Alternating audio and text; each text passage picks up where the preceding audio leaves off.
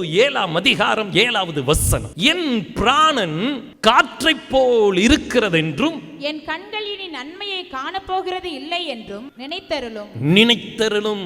யோபுவின் வேதனை, யோபுவின் பாடுகள், யோபுவின் சஞ்சலங்கள், யோபுவின் வாழ்க்கையில வந்த போராட்டங்கள் அவனை விரக்திக்குள் கொண்டு போய் விட்டது. அநேகருடைய வாழ்க்கை விரக்தியின் வாழ்க்கையாய், நான் பிறந்த நாள் அழிவதாக, நான் பிறக்கும் போதே ஏன் அழியவில்லை, நான் பிறக்கும் போதே ஏன் அழியல, விரக்தி. என் கதறுதல் வெள்ளத்தின் சத்தம் போல புரண்டோடிக் கொண்டு இருக்கிறதே. யோபு சொல்லுகிறார், விரக்தியில் யோபுவின் வசனங்கள், வார்த்தைகள். என் வாழ்க்கையில யோபுடைய வாழ்க்கை சீரும் சிறப்புமாய் இருந்தது. அவனுக்கு எல்லா ஆசீர்வாதமும் இருந்தது. ஆனால் சோதனையின் காற்று அடித்தவுடனே அவனுடைய வார்த்தையை பாருங்கள்.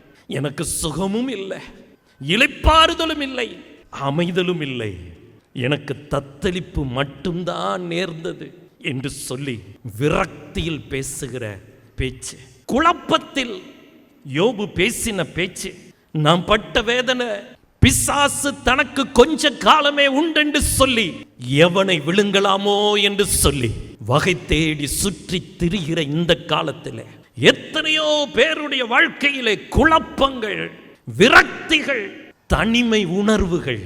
யோபு, நிச்சயமாகவே என் தேவன், நீர் என்னை சோர்வடைய செய்து விட்டீர், நிச்சயமாகவே நான் சோர்ந்து போய்விட்டேன், நீர் என்னை சோர்ந்து போக பண்ணிவிட்டீர். அவர் என்னை அவருடைய எதிரியாக கருதுகிறார். பாடுகளிலே தனித்து போகும்போது பல கேள்விகள், பல குழப்பங்கள், பலவிதமான சஞ்சலங்கள், பலவிதமான வார்த்தைகள் உங்களை அழுத்துகிற அந்த அழுத்தத்திற்கு ஒரே ஒரு காரணம் உண்டு. உங்களுடைய வாயிலிருந்து வார்த்தையை எடுப்பதற்காக, விரும்பக்கூடிய வார்த்தைகளை, பிசாசின் பொய்யின் வார்த்தைகளை உங்கள் வாயிலிருந்து எடுப்பதற்காக பலவித அனுபவங்களை, சோதனைகளை உங்களுக்கு விரோதமாய் கொடுத்து கொண்டே இருப்பான். ஒரு நாள் தோற்று போனதினால் இன்னொரு நாள் வரமாட்டான் என்று அல்ல. உங்களுடைய விரக்தியின் நேரத்தில், உங்களுடைய குழப்பத்தின் நேரத்தில், தனித்து போராடுகிற நேரத்தில், சிலுவை நிழலிலே, அதாவது நாம் படுற பாடலாம் சிம்பிள், எனக்காக என் தேவன் பட்ட பாடு எல்லாவற்றை விட மேலானது என்று சொல்லுகிற சிலுவை நிழலிலே தஞ்சம் புக வேண்டும். துதியின் கோட்டை ஆலயம், புதிய பேருந்து நிலையம் அருகில், திருநெல்வேலி.